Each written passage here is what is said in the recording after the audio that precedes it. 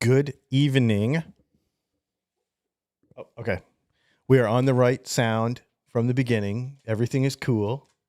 Because I was using the thing for anyway. Thanks for hanging out with us. This is our Thursday night Q&A live stream. Hopefully everybody is having a good week and can come and just hang out and talk about guitar stuff with us. That's what we're going to do tonight. As always, these are ad-free live streams. So if you want to support the channel, you can go to one of those links right there. We are really doing a bunch of neat stuff on Patreon. You should see the video I uploaded on Patreon today. Super cool. Because I documented that whole laser engraved Telecaster body thing. So that's pretty neat. So check that out. You can also use a super chat during the live stream tonight. That'll support the channel, as well as go to DylanTalksTone and buy pickups and guitars and stuff. If you have a question, get over there in the chat right over here and put it in there, and Leslie will try to grab it. We do have some questions from Patreon and from YouTube members tonight because we always do that. The other thing that we added to Patreon and YouTube. Now, if you're a Patreon or a YouTube member, you get 10% off everything we make at DylanTalksTone. Okay. But one of the things we added is that we are starting, you have seen some and you're starting to see more where we're going to preview kind of short run drops and custom parts and stuff like that over there first. So you'll get, because some of this stuff, I don't get very much material. I only get enough material to make 5 or 10 pickups with it. So you might want to jump on that stuff when you see it. So you'll see that stuff over there. So, yeah. Matthew Altamere said, do you want Yankee score updates? Yeah, that'd be great, actually.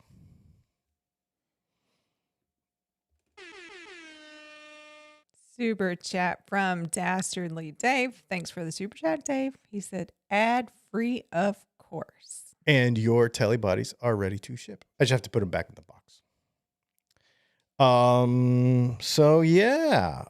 Tonight's topic, because we've been talking about G&L going out of business, and basically, in my opinion, it's a bunch of marketing snafus, as well as obviously they were kind of run into the ground. Van Shank Guitars celebrating 57 months of membership. Dang. Says hi, everyone. Thanks, Ivan. And then just by coincidence, because Matt and I did not talk about this. Well, we talked about G&L yesterday. Matt and I had a conversation on the phone at Texas Toast yesterday. So we talked about G&L a little bit. We were chatting about it. Their topic tonight was, what brands do you want to see come back? Before I saw his topic, I made the topic for tonight, which is, how do you think, and we could talk about specific brands, but everybody's just going to say Gibson, that's not what I don't want to bash on brands. My curiosity is, how do you feel? There's no wrong answers here. How do you feel that guitar companies are losing, are losing touch with, if they are, and how are they losing touch with guitar players? Cost, I understand that is somebody's going to say cost. Cost is almost not controlled by the companies themselves. It's obviously controlled by cost of goods and all that kind of stuff. So you can say cost if you want, but that one's going to kind of be across the board it's the same for everybody. Everybody's costs are going up, right? Eggs are going up, guitar strings are going up, and guitars are going up. And we got a super chat from Charles Wallace. Thank you for the super chat, Charles, who says, thank you for ad free. Thank you, Charles. So that's my question. What companies, you can be specific if you want. What companies do you think, and how do you think guitar companies, are they and how are they kind of losing touch? Do you feel that they are? And I want to have that conversation as we go through the night. We're going to go through our Patreon questions first, and we'll let some of those questions pile up. But I think that's an interesting conversation to have. Or statements, right? What? Or statement. They're answering your question, right? Yeah. Okay. Yeah. I think it's a great conversation to have because I just want to, you know, like, again, there's no wrong answers because these are all personal feelings about how, because you might be affected differently by something that a guitar company does than I am, right? Like, because I might like the change that they make, you might not. We're all different. It's totally fine. I'm just curious. No real reason for this, just curious. So let's do our Patreon questions first. Okay. Tim. Hi, Dylan and family. Am I able to use a Tele 4-way mod if the neck pickup has an acrylic cover? Yes, you can because technically you don't have to have a wire hooked up to the cover at all. But if it's not metal, but because we put a metal ring around the outside of that pickup, then we're going to ground it separately. So there will be a third ground. Is that what he means by where would the earth be soldered to? Yes, that is exactly because he's in Australia and that is the pretty much everywhere but America calls it earth. What, the ground? Mm-hmm. Really? Hmm? I didn't know that. Mm-hmm. I just learned a thing. Yep. And I know why you're asking that. And so I will make it very clear. I'm actually making him some parts and we're using acrylic. So I know why he's asking and we will address that when we send you your parts so that you can have that happen. Cool. Shane. Whoops. Let's go backwards. Could you put them in backwards? Oh, okay. All right. Shane. Good morning. Lovely Leslie, dashing Dylan, and all the lively offspring around the house. Recently saw a djent, is that a word? Gent guitar with only 3 strings tuned to drop A sharp. Thinking that the thinking is that for gent, you don't need the light strings. The pickup was accordingly half length. Is there any challenges finally or otherwise making these mini pickups? Yeah, there is. That's an interesting thing. So, because coil dimension is super important, when you make the coil shorter, as in like the length of the actual coil, that changes everything. So, because the core thickness and diameter and everything changes of the coil, which changes everything. So yeah, there is a challenge to it. I've made, I've never made a pickup like that, but I've made like ukulele pickups and stuff. And it totally goofs up everything. And you kind of have to rethink wire gauges. You have to rethink whine counts. You have to rethink everything when you're shortening. Just like going from a 4-string jazz bass to a 5-string jazz bass, it gets longer and you kind of have to rethink all the math. Even though it's only getting, a quarter of an inch longer for an extra string, you have to rethink all the math when you do it. That's a good question. I don't know that anybody's asked that question before. All right. And then Shane had question 2. Okay. This week's video mentioned string gauge size. I generally use 9 to 42s, but occasionally use 1052s in my V. I haven't changed strings yet on my Jazzmaster, but everyone and their gerbil are saying Jazzmasters need at least 10s and maybe 11s. Do you agree one needs to adjust gauge depending on guitar design? Everybody I know that is a Jazzmaster freak runs 11s. The reason is because of the tremolo.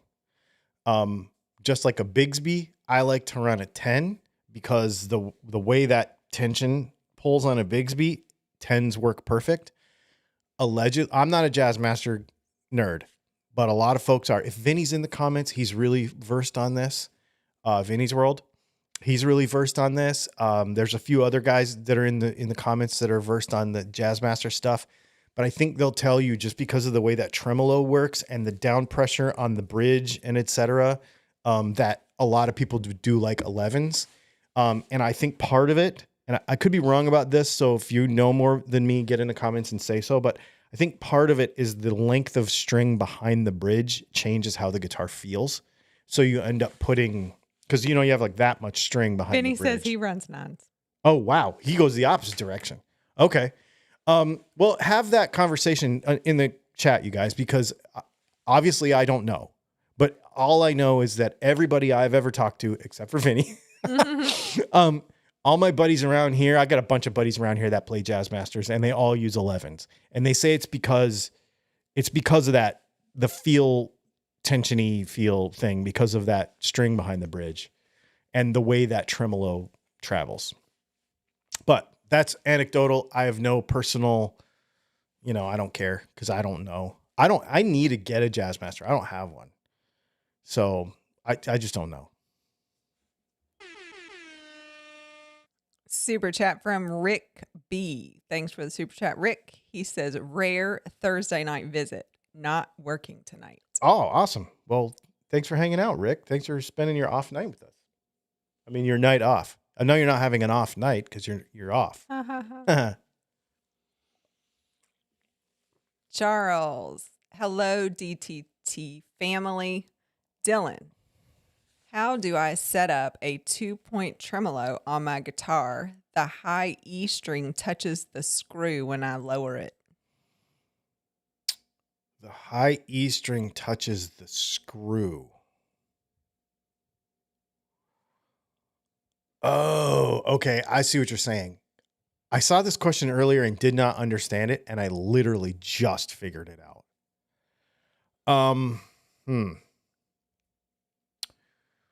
So what you might have to do is put a shim in it.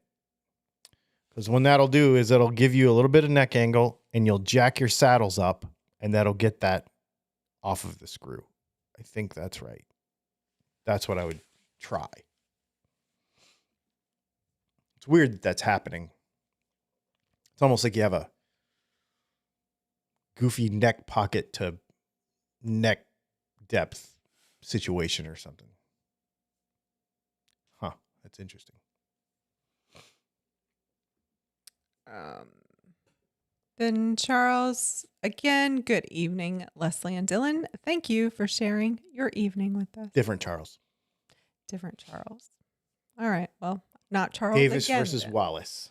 Well, you don't give me any last names. Sorry, I didn't even think about it. I should at least put their initials. Because Shane is the same guy. Yeah, we know Shane. There can only be one Shane Lander. Interestingly, the question about the string gauge. Yes.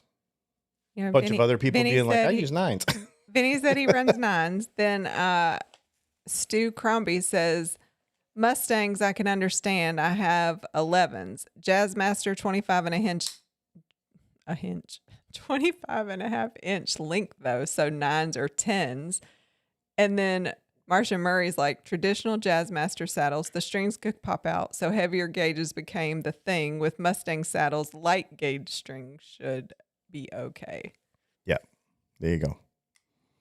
Yeah, it has to do with the funky downward pressure. But Stu says Mustangs need 11s because it's too slack for him. Well, because they're 24-inch scale. Yeah, so a Mustang is 24.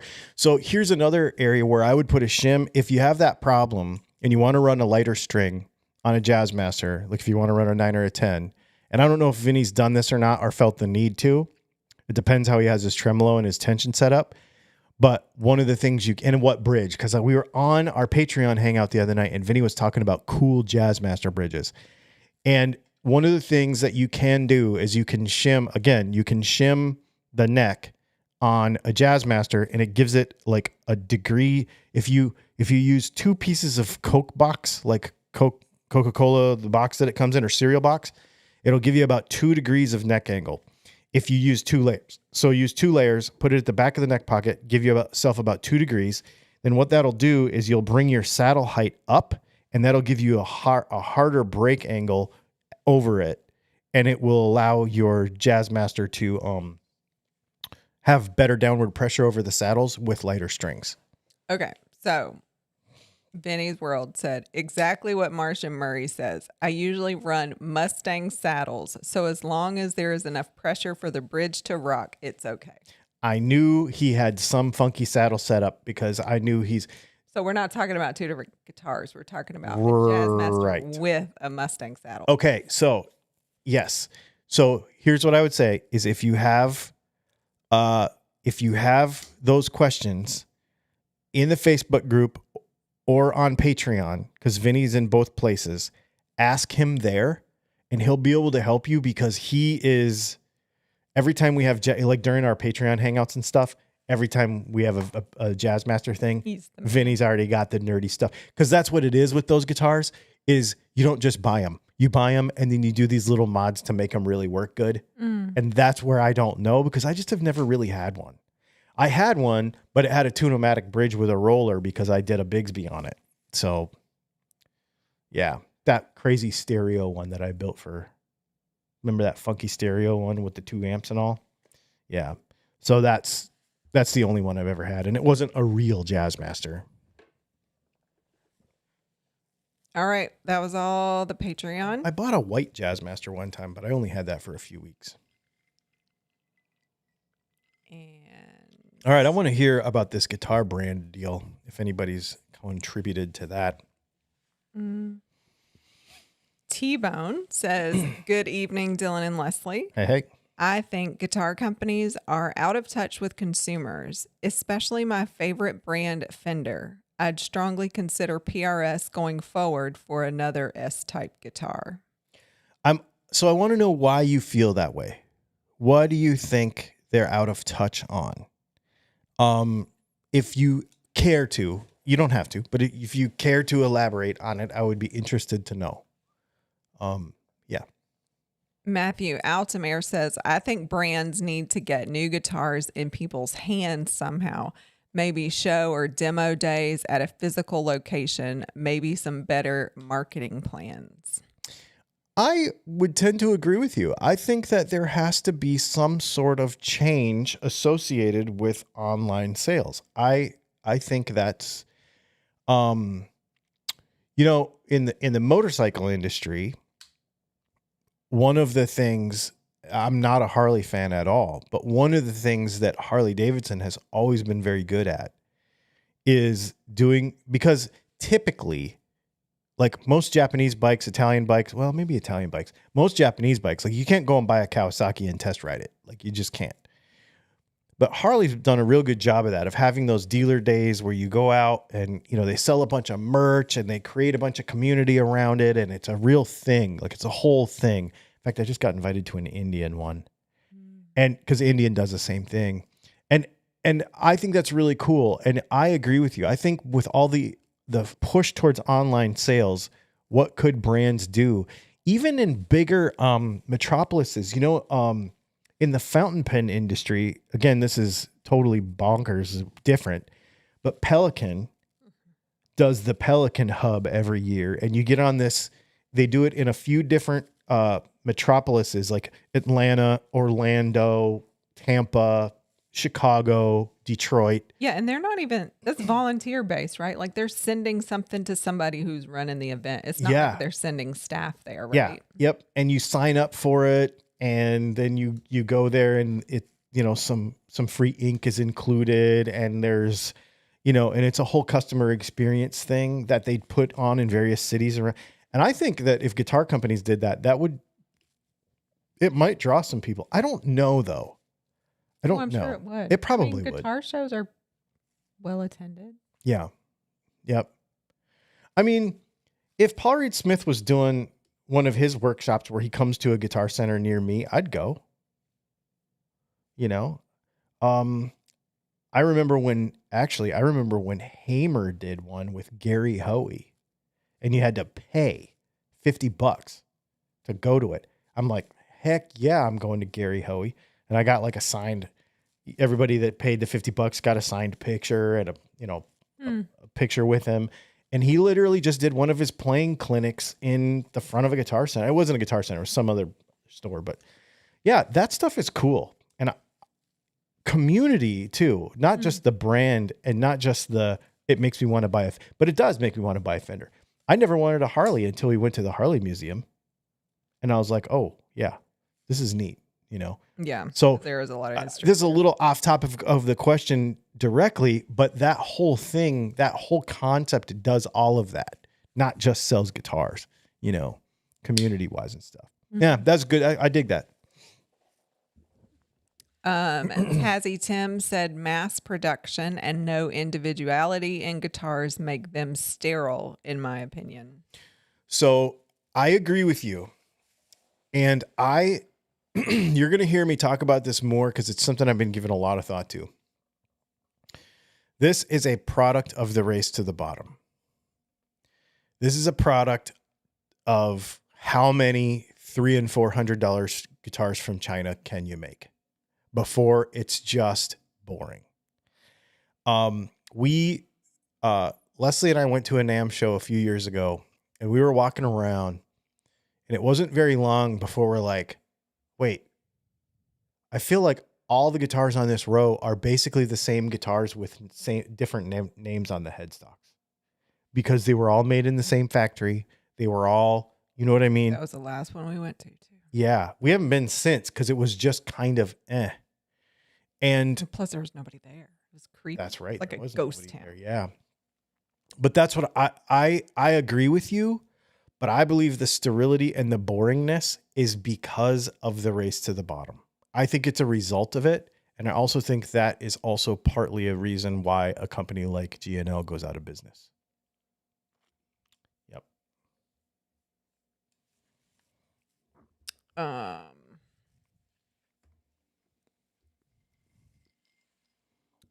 All right. Vinny's World said the irony is that Fender does both of those things really well in Japan.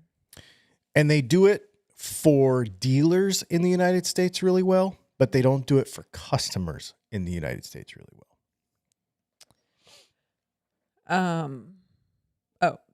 I guess this is a continuation of what Vinny was saying. Putting guitars in people's hands, a flagship store with artist events, and they even fly out the master builders to do talks, etc. Yeah. I've had friends that were master builders that have gone and done those. Yep. And they do those here too, but mostly for dealers only. Charles Davis says, I love Fender, but I don't get why they want to put those crappy noiseless pickups in their releases. Understood. We have the solution. Marcia Murray, my gripe with Fender is the truss rod access on the bottom of the neck. I like the vintage aesthetic and sound, but hate having to unscrew the neck. Well, that's where this new guitar that they just came out with comes into play because it's kind of a cross between, what is it called? Whatever it is. It's their new kind of top of the line American Telly that's not custom shop. It's like $2,800 or something. And that one is that perfect mix. I agree. Because I'm with you. I have one of those and I never touch it. I'd rather play with it a little off than mess with it. I feel like that might be those comments. Okay. So we got some other questions go back too. To the top. Heck yeah. Christopher Standard Time. Hey, I've not seen your name before. So unless you're somebody else who changed it to that, but welcome to the live stream if you're new. Just funny, does he change it to daylight savings time when it's not standard time? Maybe he's from Arizona and that's how you tell because they don't change the time. Christopher Standard Time. Yeah. Okay, throwing this out there. There's a 3-bolt USA Legacy for sale near me. Seller wants $900. Get it or nah? Yeah. Yep. Dastardly Dave said, I accidentally bought a Jazzmaster when looking for a case. Couldn't pass it up. Yeah, I remember when you bought that guitar. All right, Stu Crombie says, Dylan, on your Spotify podcast, you said to fit a 24 fret Telecaster on a body, you need to cut the end of the neck, not advisable, or cut neck pocket. I believe it measures from nut to saddle, though. You said 12th to saddle. I don't remember what I said or how I said, so let me just run through that in my head and how that's supposed to work. So on a 24 fret neck, so here's the thing, is a guitar scale stays the same no matter how many frets you have. It's always 25 and a half, whatever the scale. So tell you it's 25 and a half inch, which means that it's 13.75, right? From the 12th to the high E saddle. That measurement won't change. You just have to add more to the tail, which means you have to go deeper into the neck pocket. But it does change. It doesn't change, but what it does is after that, the frets get closer together too. Because you got to remember that every time you go up, the frets get closer together, and the more of them there are, they're even closer together. But you are going to go deeper into the neck pocket. But the scale length doesn't change. Christopher Standard Time apparently is not new. He says he lurks a lot. Oh, well, thanks for commenting. That's awesome. BC Rich 581, maybe some limited runs of modern versions of really traditional guitars, a series of Les Pauls with active EMGs, Strats with some different controls, a Telly with a pickup blend knob limited run. Yeah, I understand why people want that stuff. The problem is they do it and nobody buys it.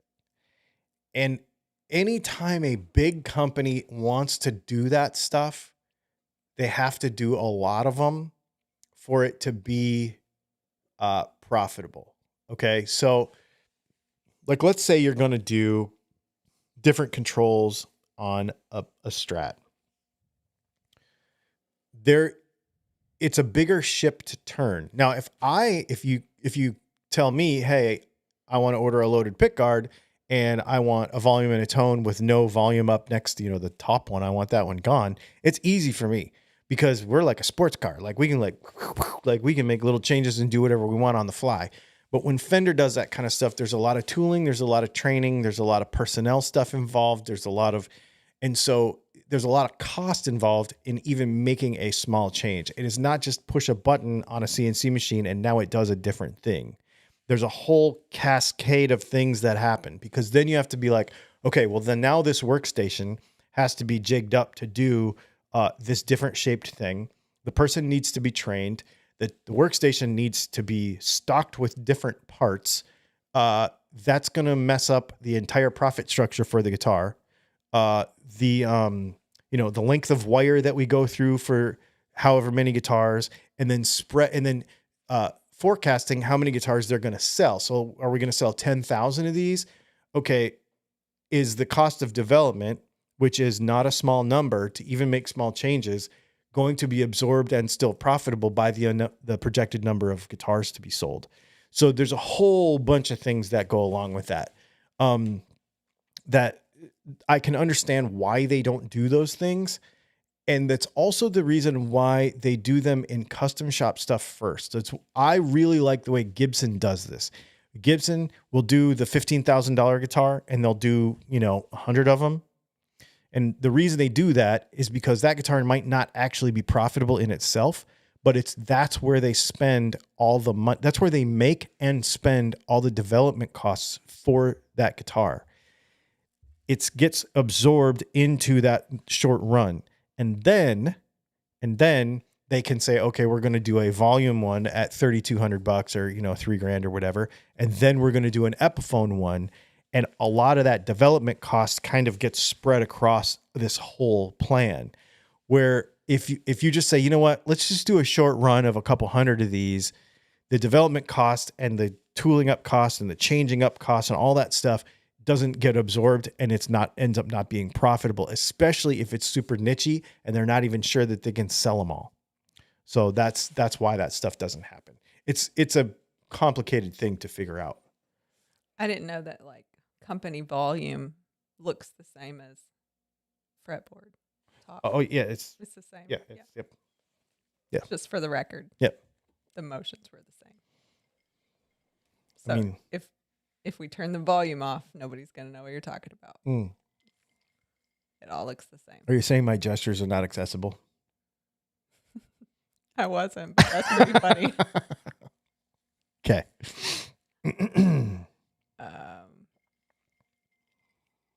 All right. Ben Hall says, brother, GNL went down. Yep. But another OC-based company, Rickenbacker, is still going strong down the road from Fullerton, 100% USA made. Can you speak to that? Yes, I'll tell you exactly why. Because they charge an ass load and they make them all in the United States. And they keep them limited. They keep their company small. They don't get too big for their britches and don't run themselves into the ground. That is the reason. And Rickenbackers are Rickenbackers. GNLs are Fender copies that are supposed to look better than Fenders, but when you want to buy a Fender, you buy a Fender. You don't buy a GNL unless you are a kind of like a nerd about those guitars, right? Rickenbacker is the same thing. You kind of got to be a nerd about a Rickenbacker, but you also have to understand what you're getting yourself into. You pay the money and you play, right? Like that's what it is. Was my gestures screwing up the camera again? Yeah. I just noticed it. So as I was laughing at your gestures, I was like, oh, wait, maybe we're making everybody a little weird. If GNL never made Asian guitars, they would probably still be in business. And if somebody else owned them, not the McLarens, and they never made Asian guitars, they'd still be in business. Well, then. I mean, it's true. Also noted, you use the word britches. Yeah. That was funny. Yeah, but too big for your britches, that's the term. I know, but I never. If you say too big for your pants, that doesn't make sense. I'm just saying. I never heard you say britches. It is a proper use of the colloquialism. Okay. Just saying. You might be getting too big for your britches. Nope. Hey, aren't you supposed to say, like, set a goal to expand your vocabulary, like, a little bit all the time? Whether that counts. That's funny. Britches? Yeah. Maybe not. That might be a regression of sorts. Probably. There, I used regression, though. That's not a word you've ever used before? Just keep drinking. Okay. It's quiet over here, though. That sucks. It's only 8:32. Oh, wow. Really? Yeah. Well, if you have guitar questions, get in the chat and ask them. Because we got time. Yeah, man. Got a cool video coming out tomorrow. And then I got another video coming out Saturday. I'm actually going to put a video out on Saturday. So do people not on Patreon and YouTube, they haven't seen what you've been working on then? Yeah, they saw. Oh, they did? Yeah, because I uploaded the video. That's the one that's coming out on Saturday. Oh. About those bodies. So they will see it? They will see it. So they haven't seen it? No. Patreon has seen it. The rest of the world has not. Okay. I can't wait to hear what they think about it. It's way cooler in person than. Oh my gosh. I mean, I didn't watch your video, but dude, yeah, I watched it on the laser and I've seen it in person. Dude, it's so cool, man. If you guys want a really one of a kind thing, you gotta call us or send us a chat or email or something and get yourself something cool. Wait till you see these Telecasters. I did 3 of them and they are unbelievably cool. They're a piece of what it is. I'll just tell you what it is. It's I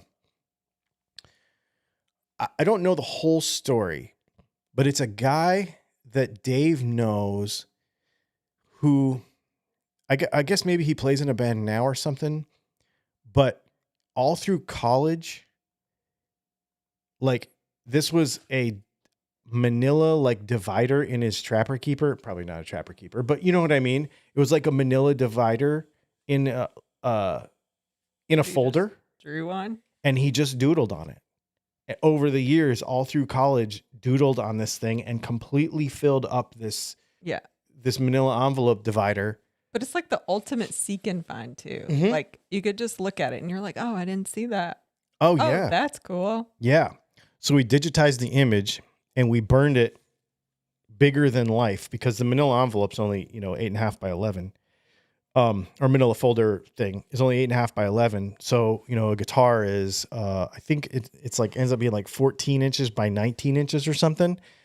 And so we put it on the front and on the back, engraved it on there. You can go on Patreon and see it. It is so freaking cool, man.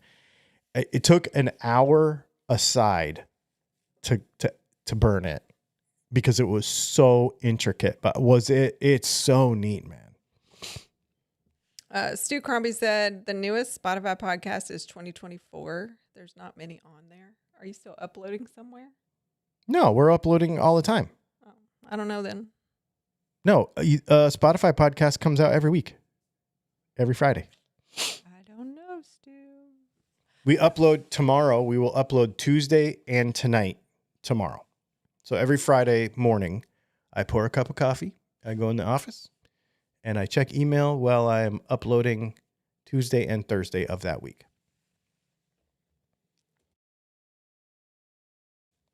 Kyle Ketchamonia says, Dylan recently got a Kramer, a striker, put a burstbucker.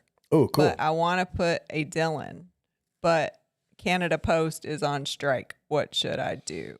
Yeah, that sucks. Has it been on strike the whole time? No, they went on strike again. Yeah. It's like the third time? Yeah. Yeah. It's a pain. Why do we have to know that? It's crazy.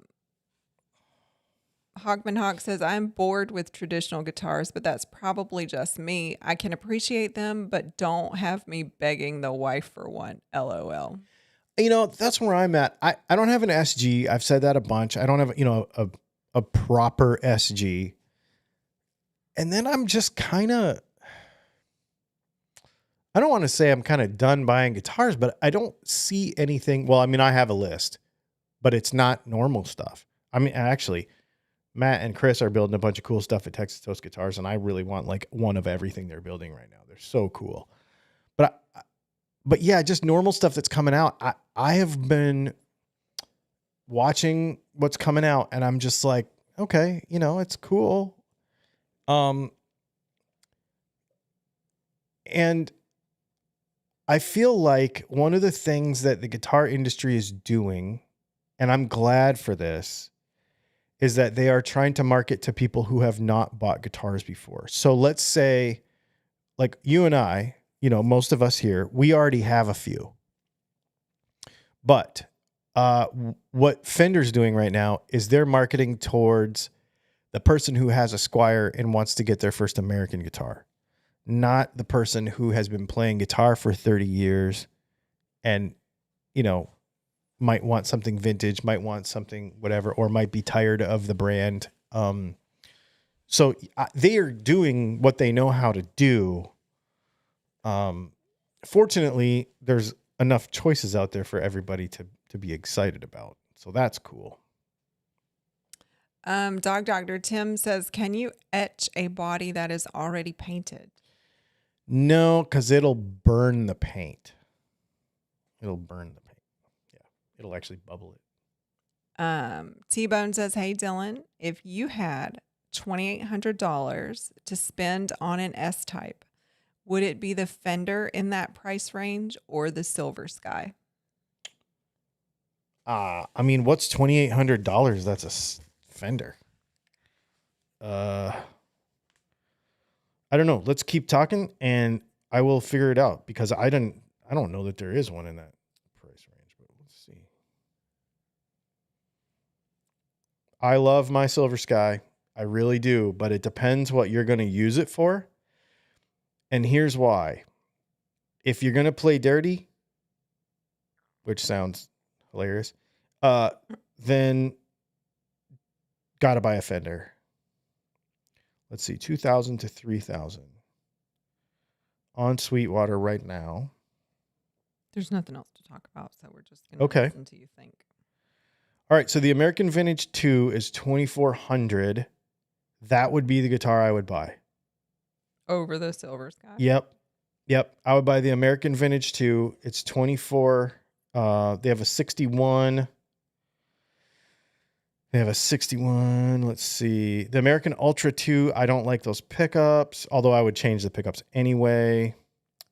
So yes, I'm going to say, $28.99 is the Ultra Luxe Vintage. That's what Marcia Murray just said. That's the one with the modern / vintage features kind of mixed together. So you could go for that one. But if it was me, I would get the American Vintage too. That's full on 61.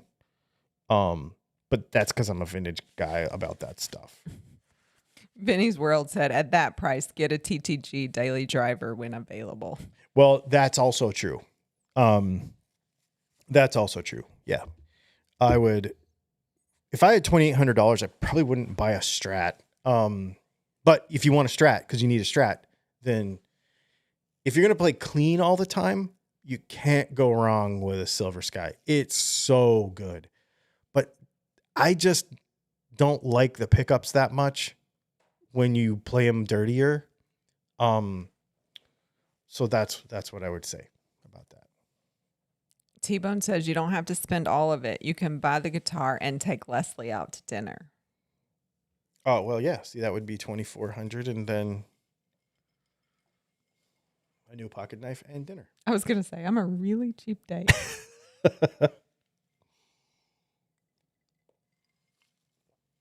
Yep. Sweating? Yeah. Yeah. $2,800 right now. I would buy that guitar right there. That guitar right there. I would also buy, well, I can't say what I would also buy, but I will tell you that Matt has named it. Okay, well, I'll tell you what. I'll just spill the beans right now. How about that? You can't spill somebody else's beans. Oh, no, they're mine. They're my beans to spill. But Matt actually named it, and he accidentally named it something very cool. Accidentally? Well, here's the thing. You know, my naming convention has to do something with vehicles and that kind of stuff. Yep. He was naming this guitar based on how it is appointed, because it has some very fancy stuff that I designed. Okay. So he is calling it the Texas Toast Guitars, DylanTalksTone. It's a collaboration guitar, Hilux. Okay. And Hilux is what a Toyota Tacoma is called in the rest of the world. So the fact that this guitar is not the cheapest in the world, but it is still accessible, just like a Toyota Tacoma, it is so cool that it should be anywhere in the world. And we will have them here at DylanTalksTone very shortly. And if you want to spend $2,800 on a guitar, you'll still have money left over for dinner. Yep.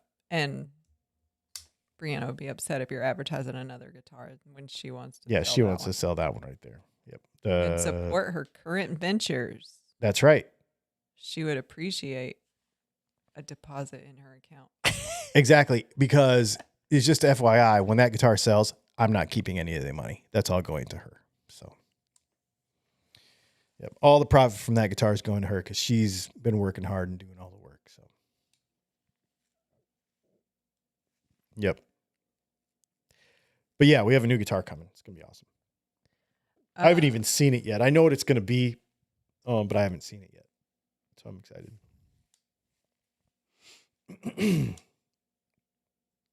Gary Bertolo, have you looked at Henry's Guitars, a Czech brand? No, I've not looked at Henry's. I've looked at the brand that I'm most interested in, and it might not be Czech. Maybe it's Czech. Is Furch acoustic guitars. They were making like black market, underground, Eastern Bloc Martin and Gibson copies during the Cold War. Like you couldn't, they were like sold on the black market over there. And of course, when the wall came down, then they kept making them. And they're amazing. And I want one. Yeah, Furch. That's the only one over there. I do know that in Czechoslovakia and in Romania and there's a couple other countries over there that have very good guitar manufacturing. I know that a company that I used to buy necks from a lot makes their necks over there, and they're very good. There's actually a lot of good pocket knife manufacturing over there too. IbG says, is there a way to wire a Strat to get the Brian May tone?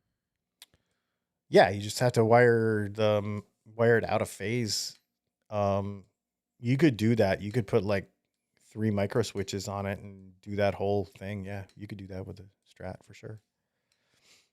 The Canadians are laughing because Ivan said $2,800 is almost $10K in Canadian dollars. Yeah, it's true. Chris Thompson says, I have a Yamaha SE 312 made in the late 80s. The volume is super scratchy now, and it fluctuates wildly when you turn the knob. Should I try to clean the pots or replace them? I have no diagram. You know, they're only about $5 a piece.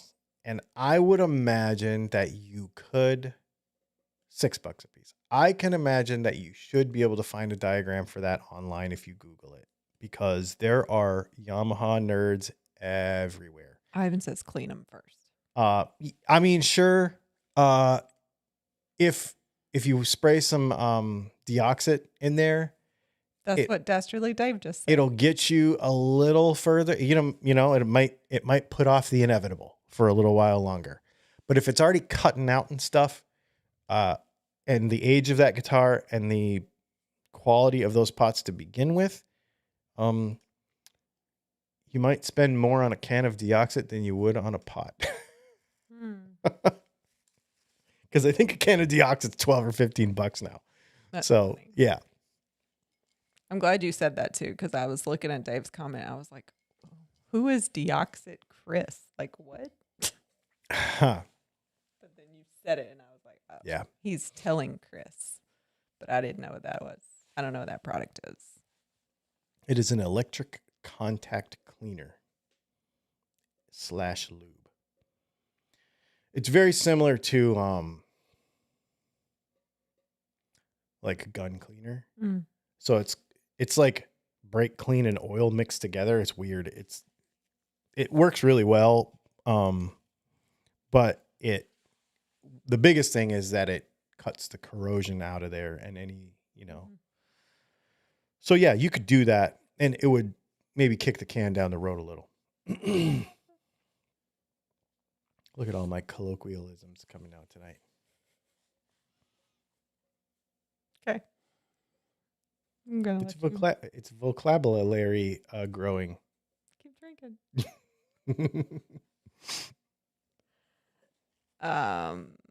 Back to nothing. Our upside down dog over here. You can't see him. Oh my gosh, that's so cute. Balls out. Okay. Is he? Yep. I'm surprised he's asleep.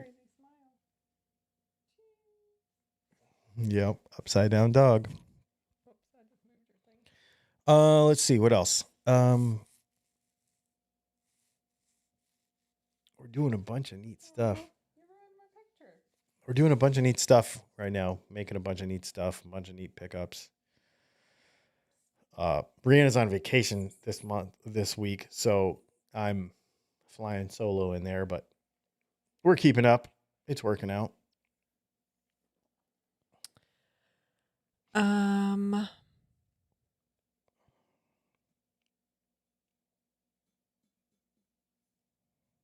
Gary Bertello says, look up Henry's when you get a chance. Henry Pauly 42 has demoed a few and he dug them for under $800.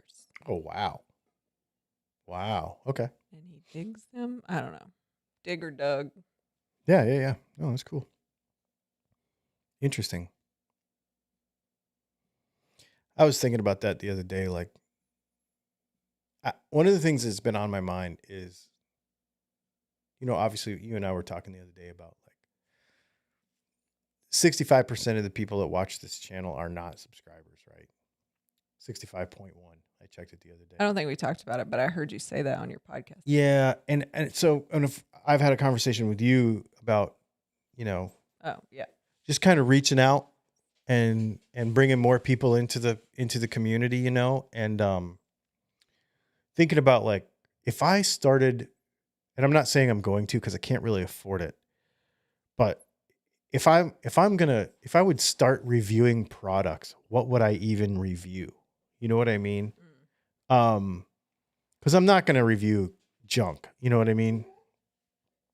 We sell a premium product here. We like premium stuff here, and we feel like it's Just went on patrol. just to go check out everything. Yep. I thought he might have had to go out. So I don't even know what I would review, but it would be nice stuff. So yeah, maybe that's why I don't do it, because I don't know. You're too bougie. Well, not so much that. I always felt like what I enjoy when I watch other people's content. There's a knife channel that I watch, and he reviews in particular Metal Complex. He reviews every knife that comes out, but the knives that I'm very interested in are the ones I'll never ever buy. They're like the ones that are, this knife is $4,000 and it's made out of some unobtainium titanium Damascus polished blah blah blah blah, and you're like, that's really cool. And I think, and when he does it, it's like, I know you're not going to buy this, but I want to show it to you because it's cool. And I think when I want to do that, I would love to just be able to show people neat stuff to just fuel imagination. But I just don't know. I don't know. It's just something I've always thought about it, and I've been thinking about it more lately. Like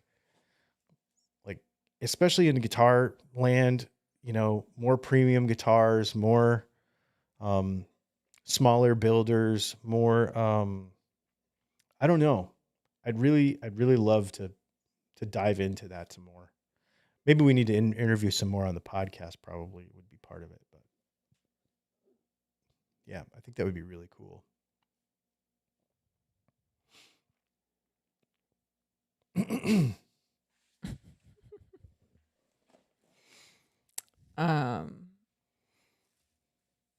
More like the top guitar gear, not just guitar gear, but like top gear, but like guitar gear. I mean, Top Gear didn't always do Top Gear. I don't even know why it was called Top Gear. But what I'm saying is, it was premium stuff, and it was showing it to people and having fun. And I like that concept. Like, how could I be that? Funding. Money just takes money. Yep.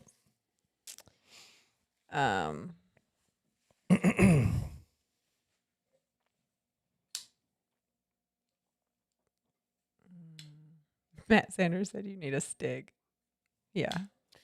I do need a Stig. That is not a joke.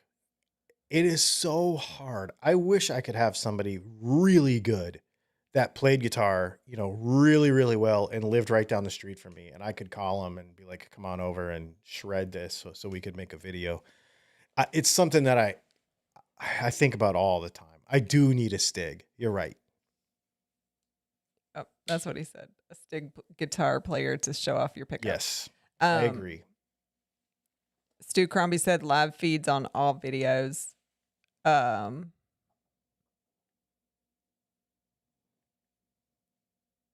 Let's see.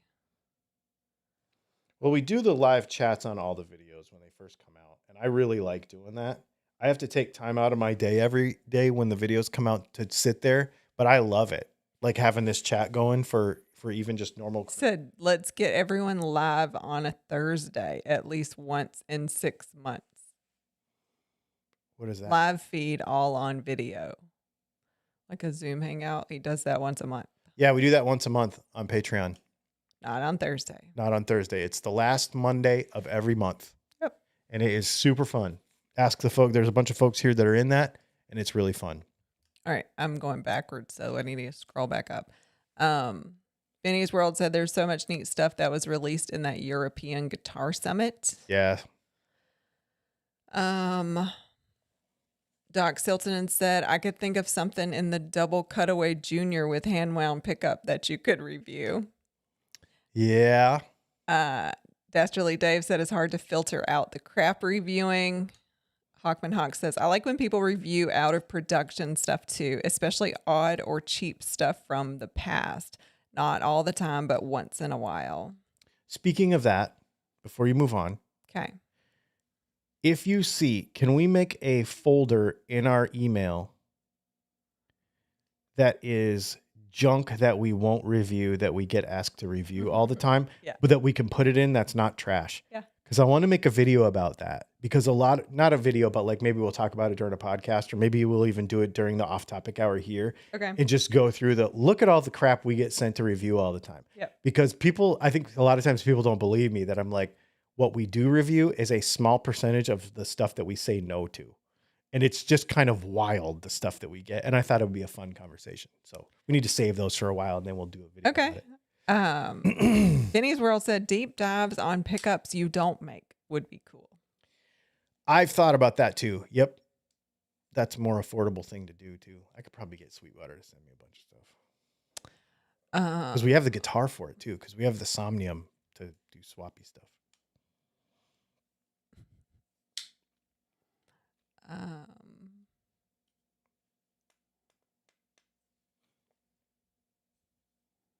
What I should do is just... Cassie Tim said so Bree would be your Hammond.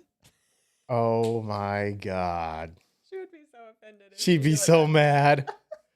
Oh, I think she probably does. Yeah. I don't know if she remembers that show. The shortest guy. Yeah, that's funny. That's really funny.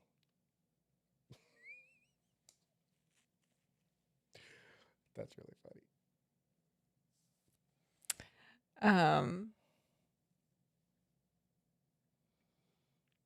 Let's see. She's about 6,300 feet taller than us right now.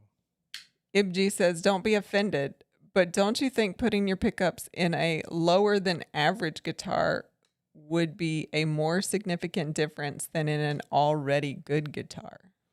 No. Okay. This is a good question. So I don't want to dismiss it out of hand. I like this question. That mentality comes from the fact that cheap guitars should sound bad for some reason.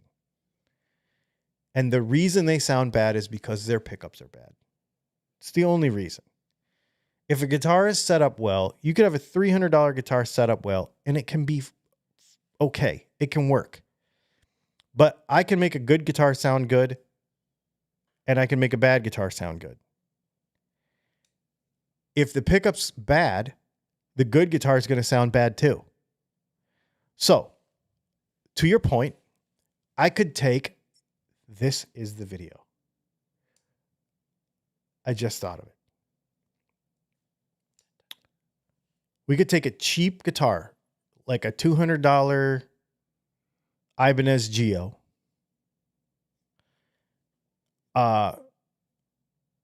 and we could swap the pickups.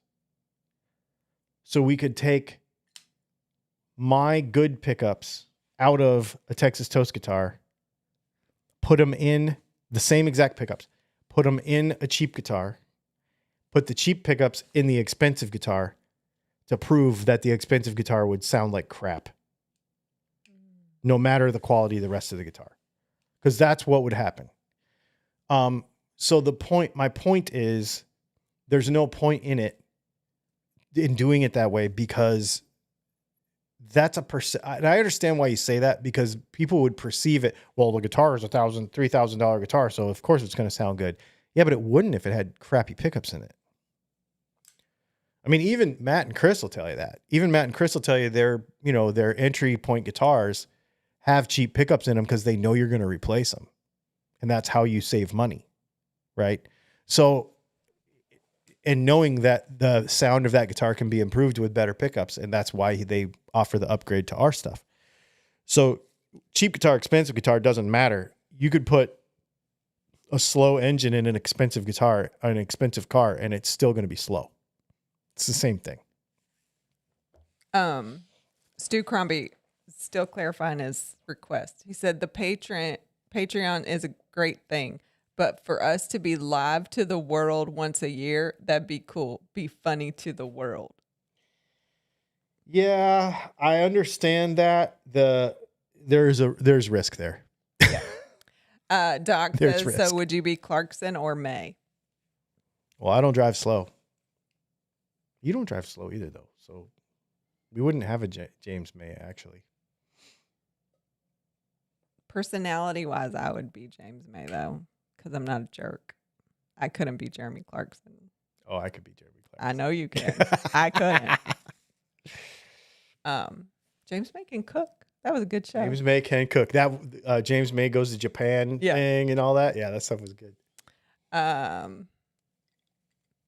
Weldy McWelderson. Oh, we're after 9, but I'm going to finish. Yeah, go ahead. Arrived late, but the title question, in my opinion, is that the economy and tariffs are hitting people harder than they expected, so they have to compromise with either bankruptcy or charging more. Yeah, I think a lot of it has to do with your business practices before the tariffs. So if you're making everything in the United States and you have a good chain of product, like where your stuff comes from, then you have more control over it. If you are sourcing a bunch of stuff from Asia, it will be more difficult. I know because we source a lot of our stuff from the United States, but there's a couple of things I have to get from China. And even with 30% tariff on magnets, for the most part, we raised prices on a couple of pickups, but by a few dollars. But for the most part, we were able to absorb it because most of the stuff, and to be honest with you, most of the stuff we absorbed by starting to make it ourselves instead of buy it from someone else. So I had to buy tools. But I did have to absorb that cost. I mean, that was thousands and thousands of dollars to get set up to be able to make our own flat work, for example. But now on a monthly basis. So I would say it's going to take me another year probably to absorb the $10,000 or $15,000 that I have in buying the equipment to make flat work, for example. And you had to buy the stuff you have to buy. You had to buy higher quantities of to make it work. Yes. So much bigger investment on our part. Yes, exactly. So it depends on how your business is structured. If you take, for example, GNL, where the majority of their profit came from Chinese instruments and Indonesian instruments, then yeah, it's going to hurt. It's going to hurt. And then if you have bad business practices on top of it, that's why they're out. Yep. I get it. It's tough, man. It has been hard. It has been difficult. He's made spreadsheets, y'all. I actually have spreadsheets. I am not a person to I'm not good about balance sheets and paperwork and all that kind of stuff. I'm terrible about it. I'm pretty visual. I look at my inventory and be like, yep, this is what we need. And now I'm like, you know what I'm doing? I haven't even told you this. I am setting it a goal. I am really, really going to work hard at this. That next week, I'm going to make an order for the entire month. Okay. So that I can cut down on parts costs. But those are the kinds of things you have to do. You have to learn efficiencies and that kind of stuff to soak up those costs. Okay, it is after 9 o'clock by a bit. It is off topic hour, which means you can ask any question that doesn't have to do with guitars. So this is off topic questions only. If you have a guitar question, it has to be in a super chat. Otherwise, we will ignore you until next week.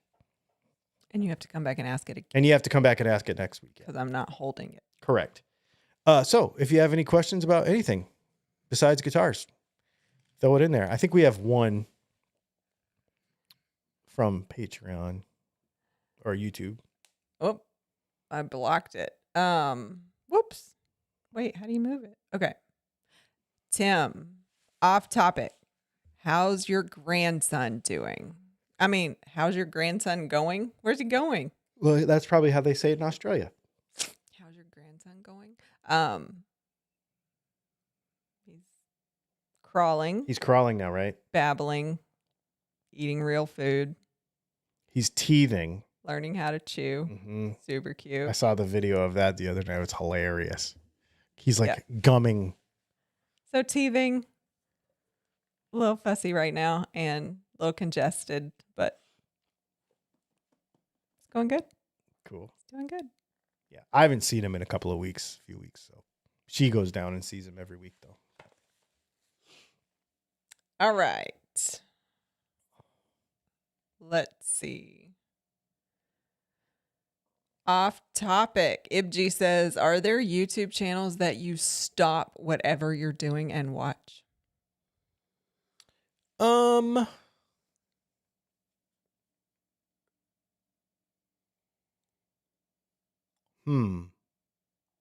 Texas Toast on Thursday. Texas Toast on Thursday. Yeah, that's part of my plan every Thursday. Because A schedule leading up to this. Yeah, I put a thumbnail up by a particular time. I do all these things on a schedule on Thursday so that everything happens in time. And 7:00 is when I start setting all this up to have a TV right here. So I watch them while I'm doing this. I would say not drop everything, but I watch everything Cletus McFarland makes usually because I just think he's funny and he's got a good good car channel. I watch Metal Complex, which is a knife review channel. I watch Smoky Mountain Knife Works and Knife Center's new knife releases video every week. Yeah, and I think I watch everything 1320 because I like watching drag race and stuff. I watch everything 1320 does. I have a bunch of channels that I follow and that I'm subscribed to and stuff, but nothing like guitar related really. I don't actually watch guitar YouTube that much at all. Unless somebody says something or somebody said something about Rhett Shull's video the other day, so I went and watched that about GNL and some stuff like that, but I don't really watch guitar YouTube that much. It's all other stuff. Oh, Honest Outlaw. Honest Outlaw is probably, in my opinion, one of the best firearms reviewers on YouTube. And so I watch everything he does too.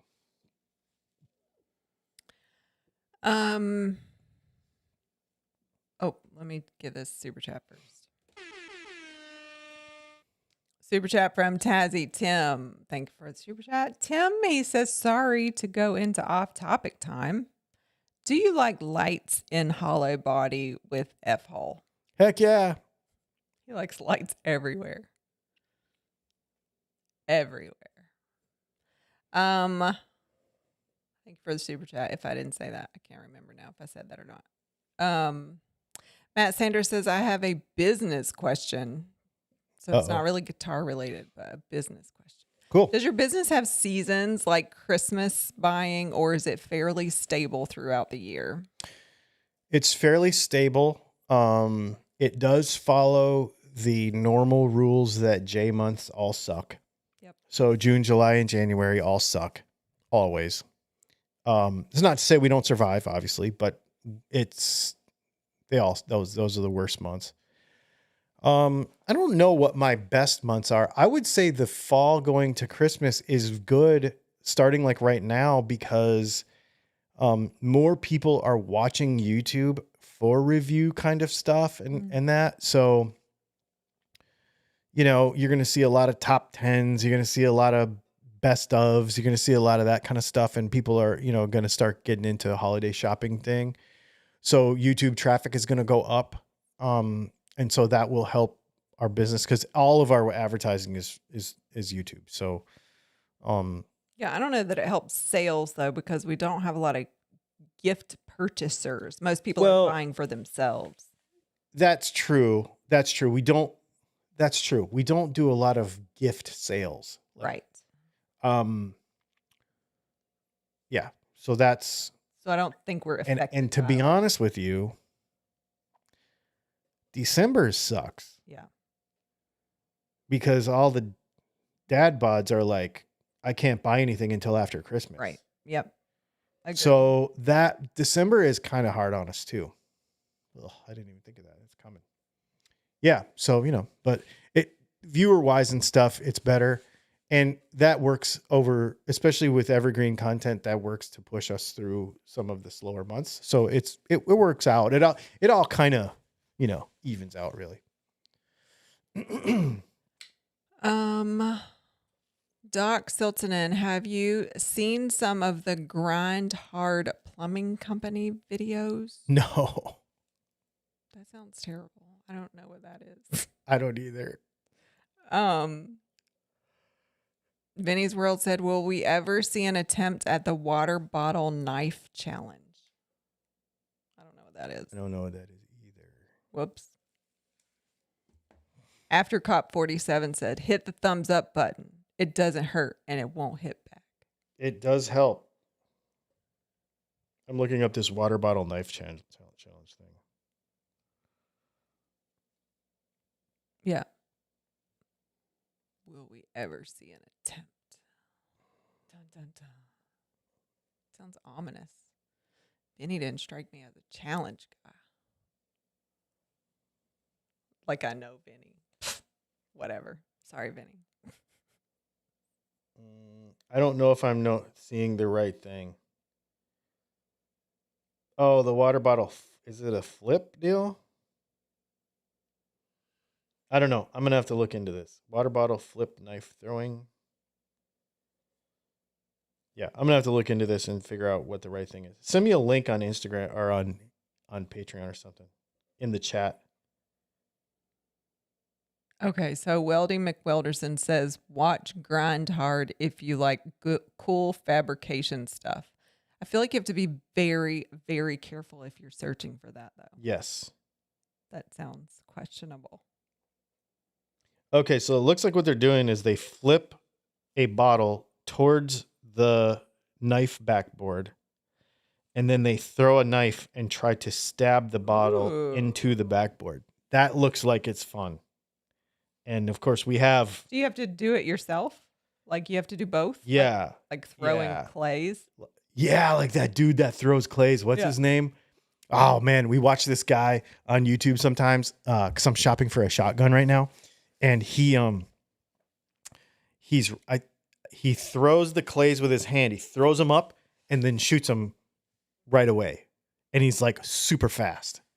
Like 3 clays in like a second and a half. Or something. It's like ridiculous. Yeah. I think his record, the world record is like 131 or something for 3 clays that you throw. It's crazy. Yeah. It's pretty neat.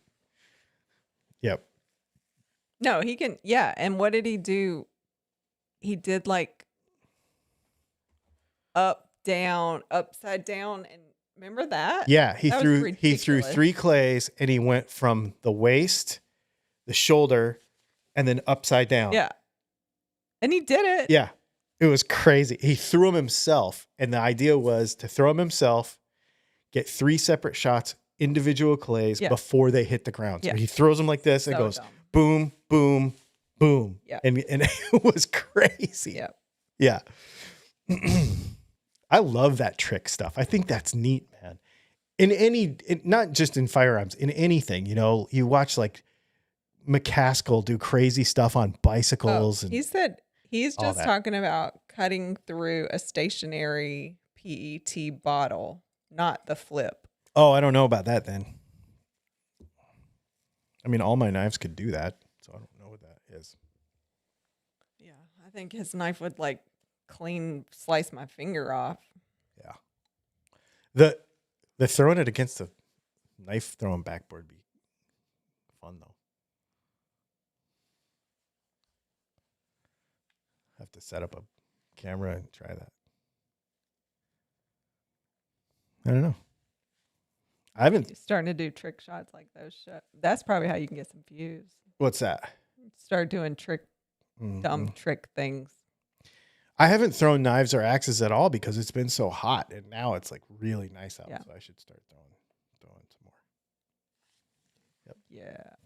So I built Need to clean up that part of the yard though. Yeah, I built a proper knife and axe throwing backboard. So, Dog Dr. Tim said, "What brands of shotguns are you looking at?"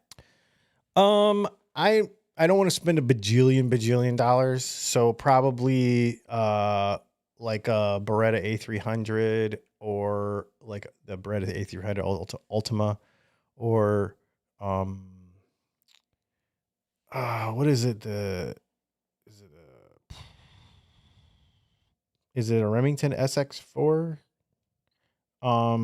Whatever, something in that range, Benelli M3, whatever. Like Yak Fishing just said you need a Benelli M4.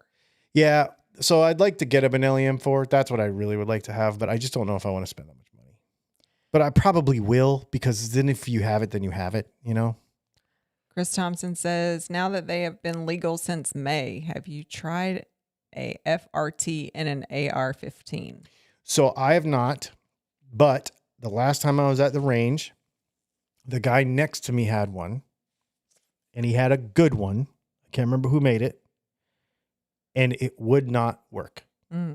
It was like it worked, and then it wouldn't, and then it would, and then it wouldn't. It was like the reliability was all over the place, and I'm like, yeah, screw that. I don't care about that.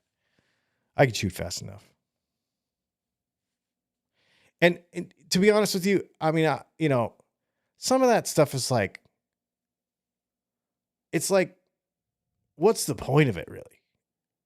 I don't really see the point in it. I don't go to just burn down. When I go to the range, I am trying to develop a skill and like get better and stuff. And I think those kind of things are fun, but you just burn through ammo so fast. It's like, ugh.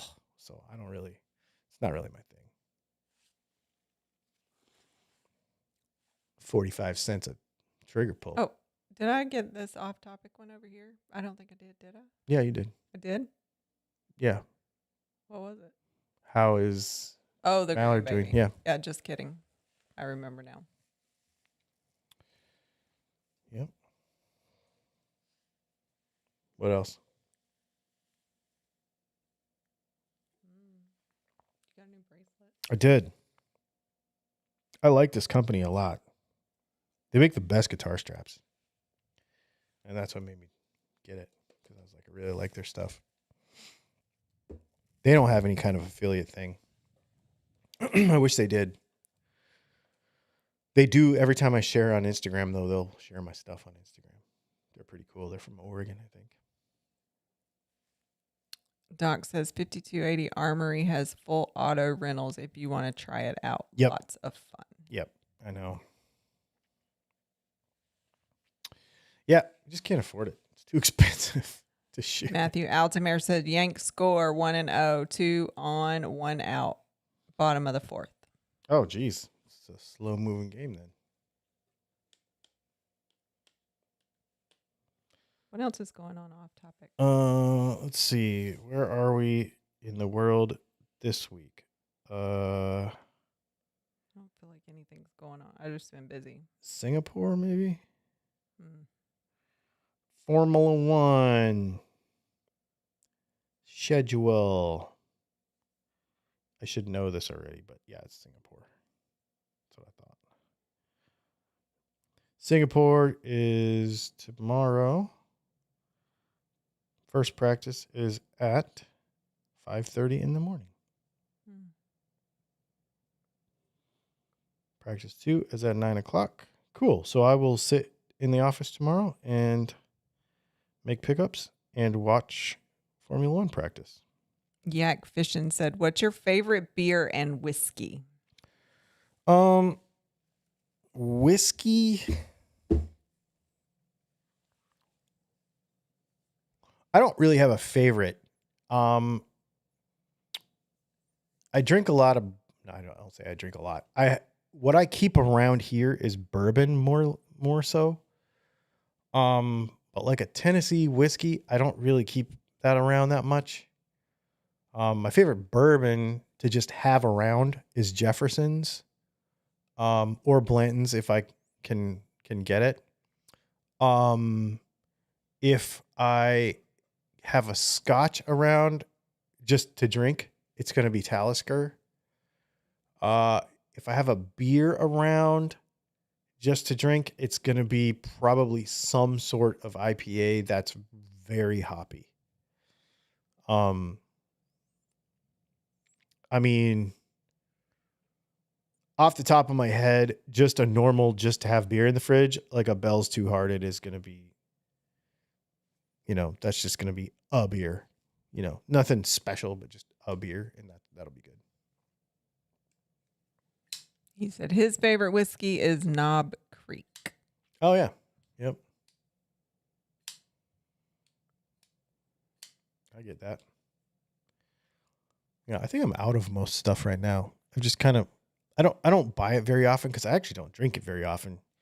I'll have one here with you guys on Thursday, and then every 3 weeks, probably every 2 weeks, we play poker here, and I'll have a drink or two when I play poker.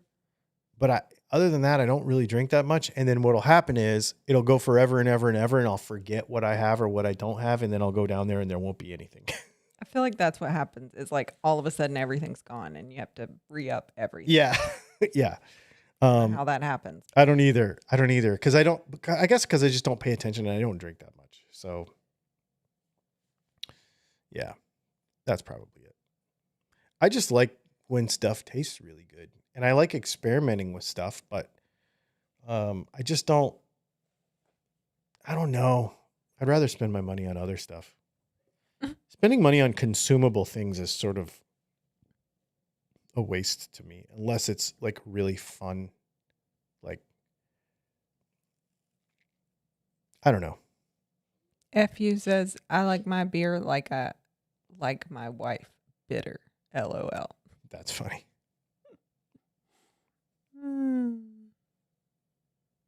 What's your favorite beer? This is my season, man. Oh, yeah. Porters and stouts.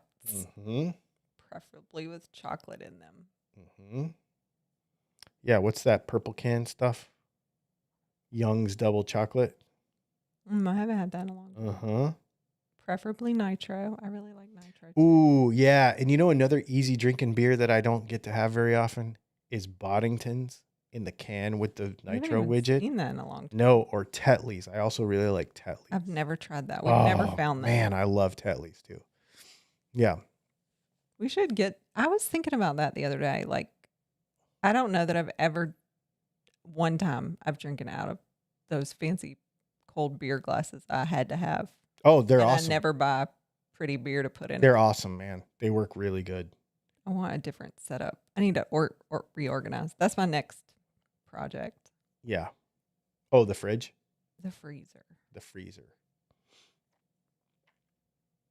I could probably help with that. A hot mess. Actually. Because I could probably reorganize the garage freezer. That would be awesome. Which would... Yeah. Yes. Yes, that would help. Because our garage freezer is basically full of rats right now. On purpose. On purpose. It's my snake food. But I think there's a way I could better organize that where we could actually use more of that freezer. And the dog stuff we need to use. Yeah, there's some frozen dog food in there too. Yeah, it's all pet food. The entire freezer in the garage is all pet food. Yeah, it's true. But it's mostly rats. Bags of rats. It just sounded weird when you said it. It's full of rats. It's full of rats. Yep. On purpose. Yep.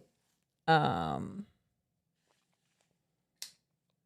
McMillan said, I'm glad you didn't say pumpkin spice, Leslie. LOL. Oh, you thought that was going to be my season. I mean, I do like a good pumpkin spice latte, but it still doesn't beat a caramel anything.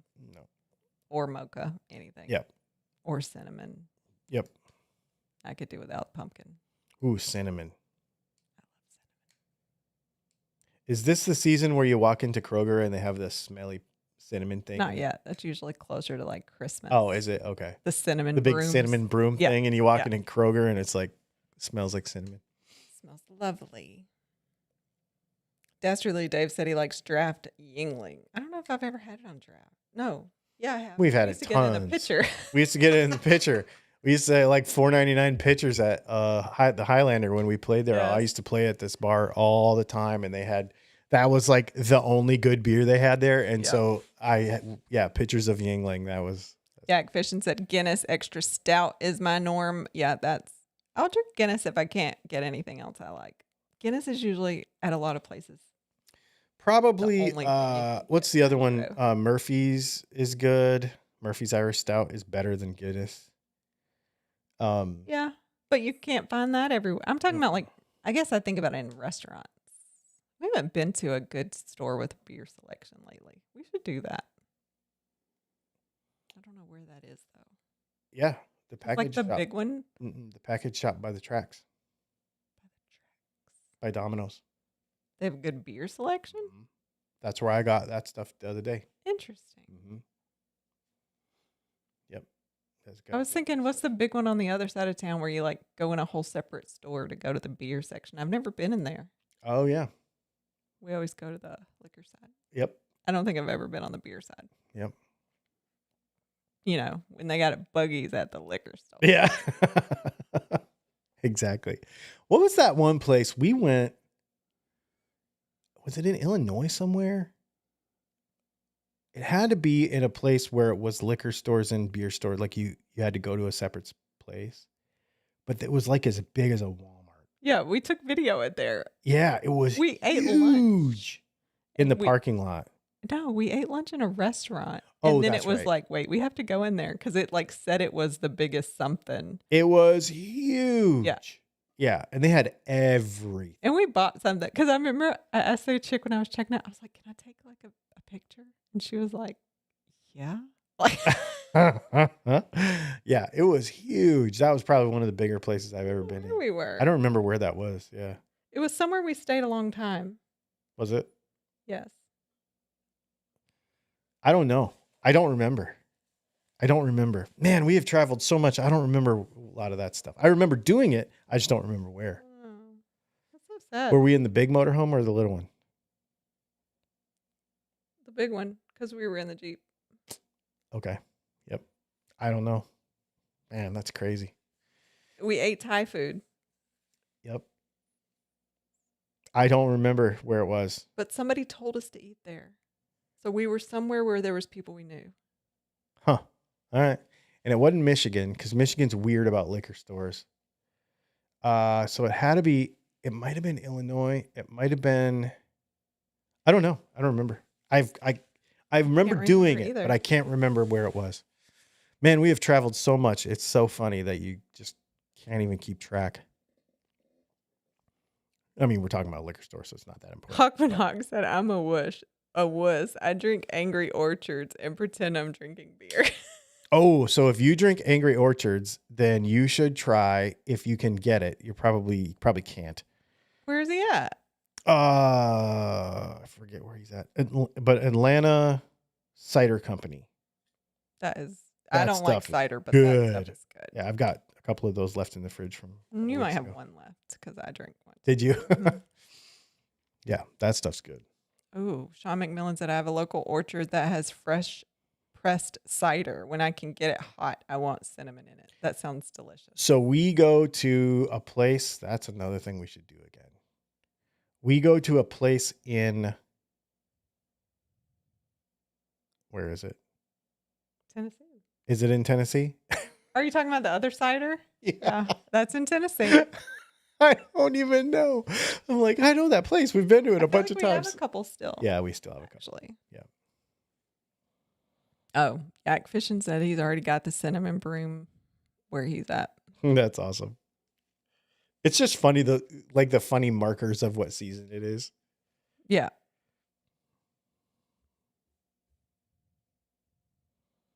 Yeah, Dog Dr. Tim, I really enjoy the better Oktoberfest beers this time of year. Yeah, I usually get that if I just did that when I was in Boston. It was like, we were at a brewery though, and they had some Oktoberfest beer.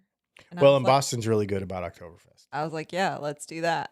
And none of us were communicating as we were ordering, and like all of us got the same beer.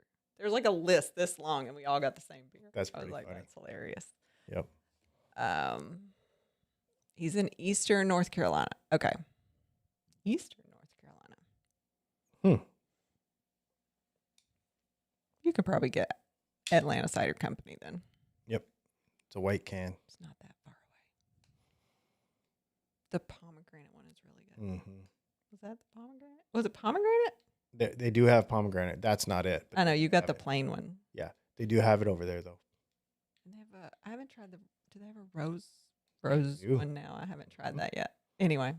Yep. They have that, too. Our Walmart already has Christmas stuff out. What month is it? October. I mean, I got yelled at. This is Dastardly Dave. I got yelled at for bringing home pumpkin Little Debbie's. I mean, isn't it pumpkin season? I mean, yeah, we're in October. Oh, wait, were they pumpkin flavored? Were they orange? Wait, that's weird. Because don't you get into the weird seasons too, where you have like all the gross stuff like orange Oreos and that kind of stuff? Like orange flavor? I mean, I would not be the person to know this. No, like orange food, like orange color. Yeah, I'm sure. Yeah. If it tastes like orange, I'm out though. Well, what do you say we call it? It's 9:30. It's 9:31. Did you just mock me, or did you look at the time? No, I saw my watch like this right before You mocked me. I didn't mean to. So yeah, thanks for hanging out, everybody. And I guess we will see you in the next video, unless there's something else popping up right there. No, people talking about non-alcoholic. I've never had non-alcoholic beer. I can't do it. I have had it. Have you? Mm-hmm. I don't have any. I don't like beer enough to drink non-alcoholic beer. If I didn't drink, I just wouldn't drink, I think. Yes, and I actually am the same way. I'm not attached to beer. So because like there's only certain beers I can drink anyway because it bothers my stomach. So I wouldn't drink It's only beers I like because I just don't like them. NA beer because I don't have a reason to. Yeah, I'm not. Yeah, I thought forever I just didn't like beer. I just never had the right beer. Right, exactly. Because we don't like the same beer either. No. Mm-mm. Except when we do, and you like the kind I like, and you drink it. Yep. Anyway. All right, y'all. Have a good night.